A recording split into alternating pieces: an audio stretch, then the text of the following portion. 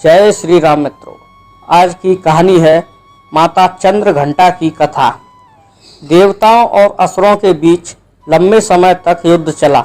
असुरों का स्वामी महिषासुर था और देवताओं के इंद्र। महिषासुर ने देवताओं पर विजय प्राप्त कर इंद्र का सिंहासन हासिल कर लिया और स्वर्गलोक पर राज करने लगा।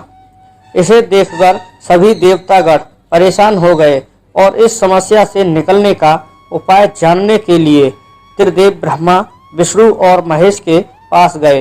देवताओं ने बताया कि महिषासुर ने इंद्र, चंद्र, सूर्य, वायु और अन्य देवताओं के सभी अधिकार छीन लिए हैं और उन्हें बंधक बनाकर स्वयं स्वर्गलोक का राजा बन गया है।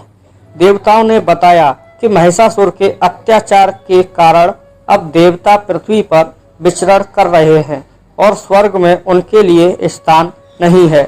यह सुनकर ब्रह्मा, विष्णु और भगवान शंकर को अत्यधिक क्रोध आया। क्रोध के कारण तीनों के मुख से ऊर्जा उत्पन्न हुई।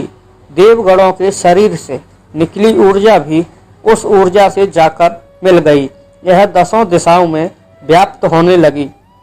तभी वहां एक देवी का अवतरण हुआ। भगवान शंकर ने देवी को त्रिशूल और भगवान विष्णु ने चक्र प्रदान किया। इसी प्रकार अन्य देवी देवताओं ने भी माता के हाथों में अस्त्र शस्त्र सजा दिए। इंद्र ने भी अपना वज्र और ऐरावत हाथी से उतरकर एक घंटा दिया। सूर्य ने अपना तेज और तलवार दिया और सवारी के लिए शेर दिया। देवी अब महिषासुर से युद्ध के लिए पूरी तरह से तैयार थी। उनका विशालकाय रूप देखकर महिषासुर यह समझ गया कि अब उसका काल आ गया है। महिषासुर ने अपनी सेना को देवी पर हमला करने को कहा। अन्य दैत्य और दानवों के दल भी युद्ध में कूद पड़े। देवी ने एक ही झटके में ही दानवों का संहार कर दिया। इस युद्ध में महिषासुर तो मारा ही गया, साथ में अन्य बड़े दानवों और राक्षसों का संहार मां ने कर दिया। इस तरह मां ने सभी देवताओं को असुरों से अब ध्यान दिलाया।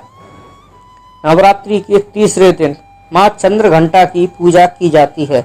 यह शुक्र ग्रह की देवी मानी जाती है। नवरात्रि के तीसरे दिन मां चंद्रघंटा की पूजा अर्चना करने वाले जातकों की जन्मपत्री में शुक्र दोष समाप्त होता है।